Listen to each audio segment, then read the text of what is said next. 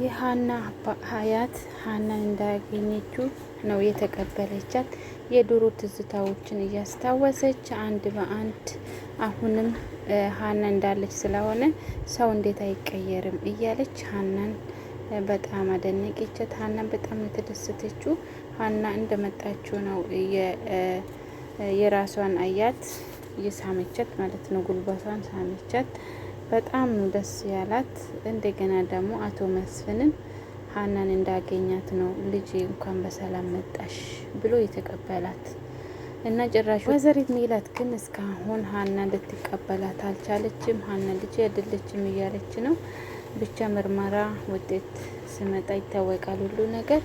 ቢሆንም ግን የወይዘሪት ሜላት እናት ለሀና በጣም ነው የከረከረችላት። ቢሆንም ልሰማት አልቻለችም። የድሮ ትዝታዎች ሀና በጣም ጥሩ ልጅ እንደነበረች ለሀና ብዙ ነገሮችን እያመጣችለት ነበረ። ምግብ፣ ብዙ ነገሮች በቃ አሁንም እንደ ድሮ ሆና ነው የተገኘችው ሀና።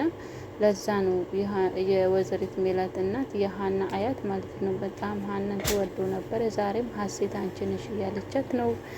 ቤተሰቦቼ እንዴት ናችሁ? ሰላማችሁ ይብዛልኝ። ደህና ናችሁ ወይ? ኖላዊ ድራማ ክፍል 47 ተለቋል። ከፍታችሁ ይሁ ዛሬም እንደ ትናንቱ ተለቋል እና የሀና አያት መታ ሀናን ተቀበለቻት።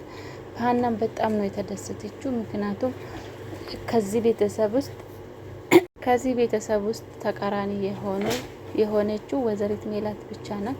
ወይዘሪት ሜላትም አንድ ቀን ይጸጽታታል። የተናገረችውን ሀናን በጣም ነው የጠላቻት። በአሁኑ ሰዓት ሀናን እንኳን ልታገኛትም አትፈልግም። በጣም ነው የምታመናጭቃት እና ወይዘሪት ሜላት ግን አንድ ቀን ሀናን ተንበርክካ ይቅርታ እንደምትጠይቃት ተስፋለኝ እና እርግብን እንደመጣችሁ እየጠላችሁ የሀና አያት ሀናን ግን እንደመጣችሁ ልጅ እንኳን በሰላም መጣች ሀሴትዬ ብላ ነው እየተቀበለቻት እና ሀና ግን ለማስረዳት ብትሞክርም ግን የሀና አያት ምንም ጭራሹንም ልሰማ አልቻለችም። መልኳ ምንም አልተቀየረም። እንደ ድሮ በቃ ትህት እንደሆነች ነው ያለችው እና ለዛ ነው ሰላምም በአሁኑ ሰዓት እርግብ በጣም ጠልታታለች።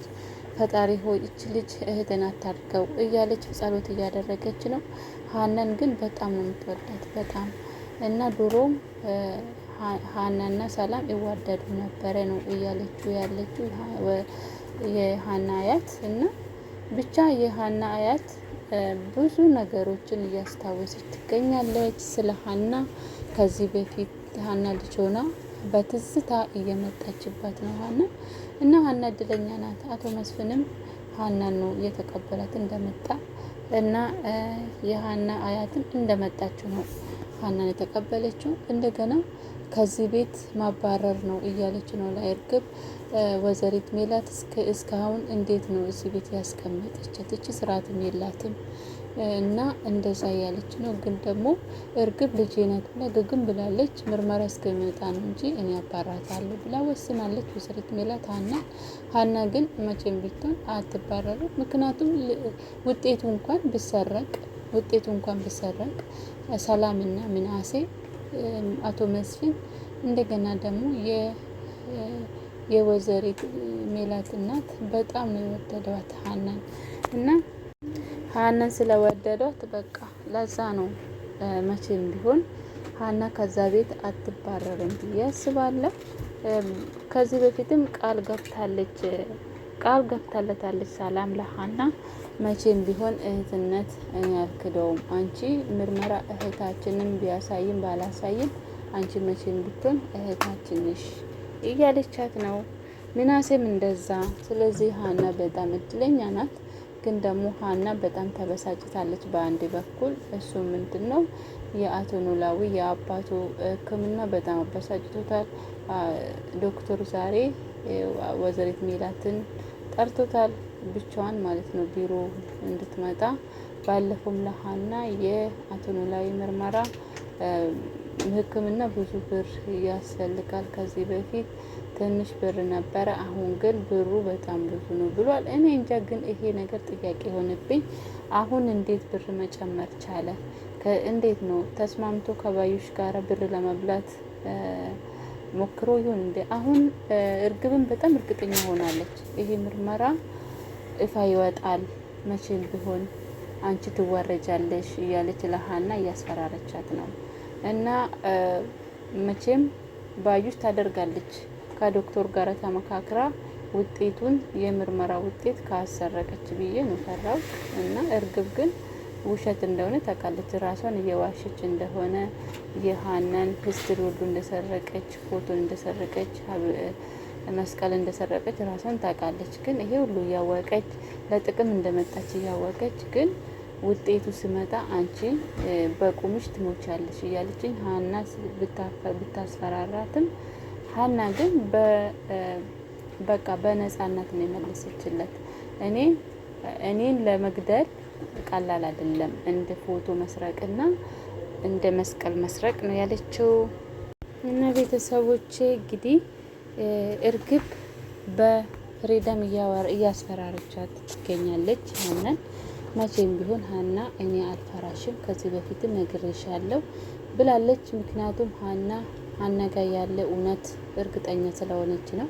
እርግብ ደግሞ ውሸት እንደሆነ ታውቃለች። ለዛ ነው ሁሉም ሰው ስርስር እየሄደች ይውደዱኝ እያለች የሆነ ነገርን እያሳየችው ትገኛለች። ቢሆንም ግን ውሸት መቼም ለጊዜ ብታሸንፍም መቼም አንድ ቀን መውደቅ አይቀርምና ትወድቃለች። መቼም ቢሆን አታሸንፍም። እርግብ ለጊዜ ብር ልትበላ ትችላለች እና እንደዛ ነው። አሁን ደግሞ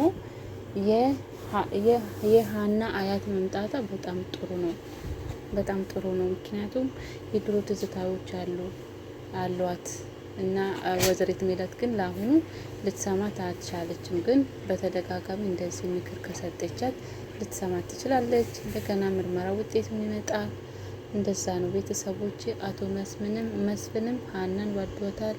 ፈጣሪ ሆይ እችን ልጅ አሳይተኝ አታንሳኝ ብሎ ጸሎት አድርጓል።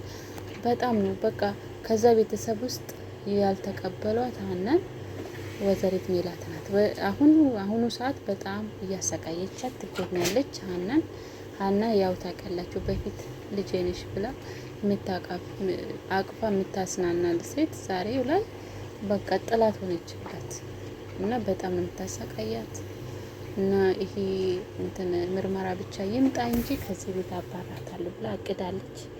ቢሆንም ግን ሀና ብታባርርም ለአባቷ ሕክምና ነው እንጂ አባት አላት። ይሄ ምርመራ መጣም አልመጣም ህይወቴ ላይ ምንም ለውጥ የሚያመጣ ነገር ምንም የለም። እኔ በጣም የሚያኮራባት አባት አለኝ ብላለች። ለሁሉም ሰው እንደዛ ብላ እየተናገረች ትገኛለች። በችግሩ ጊዜ ያሳደጋት አባትን አልረሳችም። ሀና ማለት በጣም በቃ ጥሩ ልጅ ናት። በአሁኑ ሰዓት ሰው ለንብረት ብሎ እንኳን ብዙ ነገሮችን ይረሳሉ። እሷ ግን የድሮንም አልረሳችም። አባቷ ለእሷ መስዋዕት የከፈልን አልረሳችም እና በብር አልቀየረችም። ውለታውን አልረሳችም እና አባቴ መቼም ቢሆን እኔ አልክደውም። አሁን ቤተሰብ ባገኝም ባላገኝም ለእኔ ግድ አይሰጠኝ እያለች ነው። ግን ሀና ይሄ ውጤት ሀና ያስፈልገኛል ብላ ያሰበችው እውነቱ ብቻ እንዲወጣ ነው። የሀና ማንነት ስለተሰረቀ ብቻ ነው በጣም ያናድዳት እንጂ አባቷ ማነው ወላጅ ቤተሰቦቿ አገኘችም አላገኘችም ለእኔ ምንም ለውጥ አመጣ እና እኔ የሚያኮራኝ አባት አለኝ እያለች ነው። በዛ ላይ ደግሞ አሴርም በጣም ሀናን ይወዳታል።